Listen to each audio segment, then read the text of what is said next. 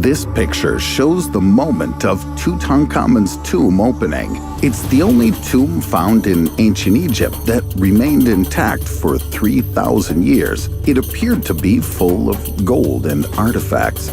However, at least 13 people who were present at the tomb's opening died soon after, and a rumor about the curse of the pharaohs spread all over the world. In addition, the researchers of Tutankhamun's tomb studied the mummy, examined the attributes surrounding it, and noticed that everything was way different from what it was supposed to be. Ancient Egyptians believed that a pharaoh came close to gods after his death and spoke to them on behalf of his people. That's why the mummification process was treated with special care, and tombs were decorated with great reverence. But why did they make an exception for Tutankhamun? Why did Osiris have his fingers cut off? And why does Tutankhamun's mummy baffle historians to this day?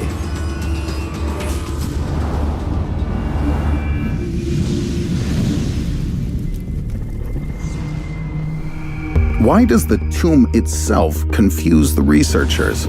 Archaeologist Howard Carter and his companion Lord George Carnarvon were astonished when they entered the tomb of the glorified king in 1922. Instead of a pompous and spacious hall, they found themselves in a small, cramped room that looked like a warehouse. The location of the tomb also raised questions, as Tutankhamun was buried far from his royal ancestors. This, according to ancient Egyptians, prevented the pharaoh from being reunited with his family to rule in the spiritual world.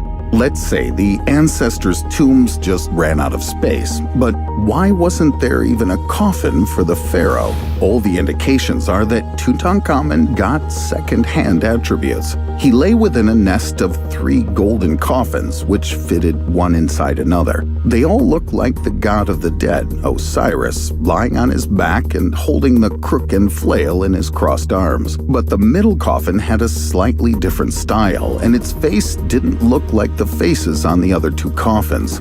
Nor did it look like the face on Tutankhamun's death mask. Egyptologists assumed that among the 3 coffins, this middle coffin, along with some of Tutankhamun's other grave goods, was initially made for the mysterious Nefer-Neferuaten. It turned out that this woman was an enigmatic ruler whose name is recorded in inscriptions on the walls. Apparently, she lived at the time of Akhenaten, Tutankhamun's father, but died earlier and could never assert authority on her own. Thereby, her trail got lost in history. In addition, the undertakers cut off the part of the coffin that protruded from the sarcophagus, preventing the lid from closing. Later, archaeologists found fragments of Osiris sawn-off toes at the bottom of the sarcophagus. Nothing could erase the fact that Tutankhamun was buried hastily. After all, archaeologists found traces of readjustment everywhere, indicating that the tomb itself was intended for another dignitary. Likely, the pharaoh died suddenly, and no one was prepared for that. But what was the cause of the pharaoh's death? There are so many of them that it's hard to settle on one. Tutankhamun was a child of 2 siblings. As a result, he inherited genetic defects and congenital clubfoot. He was limping all his life and moved with a walking cane. 350 gold-plated, finely painted walking canes were found in his tomb. He had a weakened immune system and brittle bones. Signs of malaria were found in his mummy. Despite his ailments, the young king enjoyed the fun and took rides in a chariot. Maybe this is why the leg of his mummy is broken. But it's still unclear why there's no heart, since Egyptians never removed this organ, believing it to be the center of a person's mind. King Tut's mummy is generally of low quality because it has a huge incision that no mummy has, stretching from the hip to the belly button. If we put all these facts together and attempt to assume how exactly did the young pharaoh die, we can get something like this. The crippled boy pharaoh with a terribly weak immune system took a chariot ride and fell off. But the chariot didn't continue moving straight. Instead, it turned around and went right across the king's chest. As a result, not only his bones were broken, but his heart was squashed as well. They tried to deliver his body to morticians as quickly as possible, but it started to decompose faster under the beating Egyptian sun. Sure thing, Tutankhamun's tomb wasn't ready, so he was placed in a cramped closet. His poor body was barely carried and haphazardly mummified. All rituals had to be given up, and the heart spot was filled with a handful of scarab beetle amulets. 3,000 years later, archaeologists found him and, as a cherry on top, dislodged a skull fragment when removing the poor mummy out of the coffin. But the list of weird accidents doesn't end even there. On top of everything, Tutankhamun's mummy was on fire. Egyptologist Chris Naunton and a team of forensic scientists performed a virtual autopsy on the young pharaoh in the Channel 4 television documentary, Tutankhamun: The Mystery of the Burnt Mummy. Further examination of the mummy's flesh fragment showed that it was set on fire or burnt, but it's unlikely anyone burned the king's body on purpose.